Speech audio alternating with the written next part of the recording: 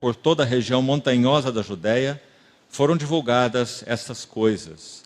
Todos os que as ouviram guardavam-nas no coração, dizendo: que virá a ser, pois, este menino? E a mão do Senhor estava com ele. Vamos orar.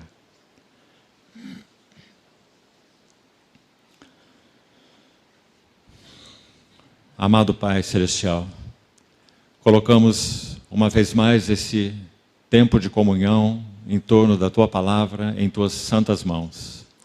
Sê misericordioso para conosco e abre os olhos do nosso entendimento, assim como abre as Tuas Escrituras para nós. Abre os céus para nós, para que possamos ver algo mais do significado, da grandeza do Teu Filho amado, sua glória e virtude, e do grande chamamento que temos como igreja do Senhor, naquilo que toca Teu coração nesses dias do fim. Assim nos colocamos diante de Ti, suplicando que a habilitação do Teu bendito Espírito Santo seja real em nossas vidas. Confiamo-nos a Ti. No precioso nome do Senhor Jesus oramos. Amém. Meus irmãos, vamos dar um passo além do que compartilhamos ontem, com essa ênfase naquela frase de Apocalipse 22:17, aquele que ouve.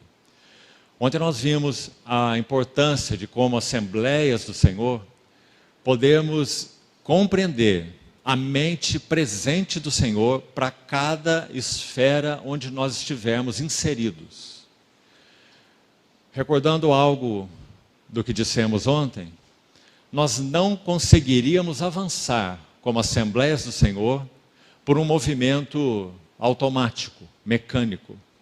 A cada passo de nossa jornada, para que haja um avanço realmente orgânico do testemunho do Senhor entre nós precisamos conhecer as demandas do Senhor para cada uma de suas assembleias.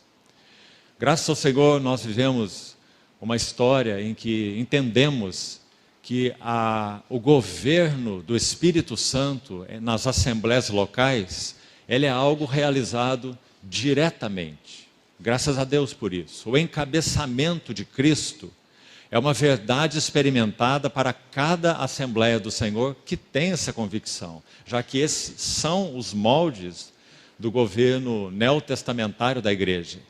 Não respondemos a nenhum outro que não seja o cabeça da igreja, e cada Assembleia local tem essa responsabilidade diante do Senhor. Então, quando olhamos a história das 7 igrejas, é isso que vemos. Cada Assembleia tem a sua história, cada Assembleia tem as suas deficiências, assim como cada Assembleia tem as suas virtudes, e o Senhor pontua cada uma delas com todo o critério daquele que tem olhos como chama de fogo, que conhece mente e coração, que conhece motivações. Então, ao mesmo tempo que ele, executando o seu juízo, ele traz as palavras que demonstram suas demandas não preenchidas para cada assembleia, ele também pronuncia suas palavras de louvor para cada uma das suas assembleias. Isso é muito digno do nosso Senhor, porque assim ele age. Ele não é aquele, para usar uma figura, que dá um banho em um bebê e joga a água suja junto com o bebê pela janela. Mas o Senhor, com sua palavra aguda, consistente, doce, poderosa, a lavagem de água pela palavra, que Paulo mencionou em Efésios 5. Então ele faz isso para cada uma das suas assembleias separadamente. Isso é muito importante que vejamos, porque isso tem tudo a ver com a nossa história. Nós temos aqui certamente representadas tantas assembleias. Algumas são ainda bebezinhos, no sentido orgânico. Quem sabe meses, quem sabe alguns poucos anos juntos. Outras são assembleias há muitos anos com o Senhor. Cada uma delas tem desafios específicos. Ontem nós falamos sobre aqueles 3 estágios, não é? Um estágio de convulsão, de releitura, um estágio de consolidação, de se firmar naquilo que o Senhor tem trazido clareza, entendimento. e o perigo dessa última fase, basicamente dos 20 anos para frente, poderíamos dizer assim, uma acomodação espiritual. De tudo sabemos, tudo vimos, tudo já lemos, conferências estamos frequentando há não sei quantos anos, né? Então que o Senhor guarde o nosso coração, porque esse é o caminho para a estagnação, a acomodação. Agora, meus irmãos, hoje gostaria de dar mais um passo ligado a essa questão do ministério de João Batista.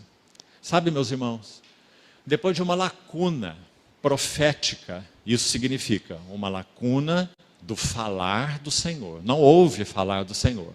Desde os dias de Neemias e Malaquias até os dias de João Batista. E é muito impressionante quando lemos os relatos, especialmente de Lucas. No capítulo 3, ele vai nos dizer que quando o Senhor, na sua administração graciosa, nos seus propósitos de amor ligado ao seu remanescente, que era o caso nos dias de João Batista, já que a história cristã, podemos assim dizer, não estava ainda iniciada.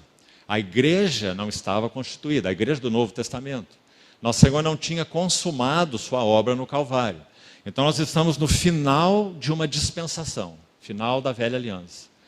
E por causa da fidelidade do Senhor para com o seu povo, um remanescente fiel, dentre eles encontramos alguns nomes nos 2 primeiros capítulos de Lucas. Então, no tempo de Deus, baseado na fidelidade do Senhor e no amor do Senhor ao seu próprio nome, ao seu testemunho. Então ele vai trazer a sua palavra a João Batista. E é muito impressionante, vamos fazer isso juntos? Quando nós abrimos o capítulo 3 de Lucas, abra por favor, e olha como isso é narrado, para que comecemos a entrar nessa história e no significado da vida e do ministério de João nessa fase de transição.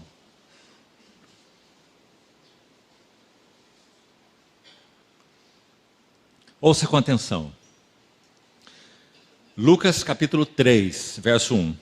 No 15º ano do reinado de Tibério César, sendo Pôncio Pilatos governador da Judéia, Herodes, tetrarca da Galiléia, seu irmão Filipe, tetrarca da região da Itureia e Traconites, e Lisânias, tetrarca de Abilene.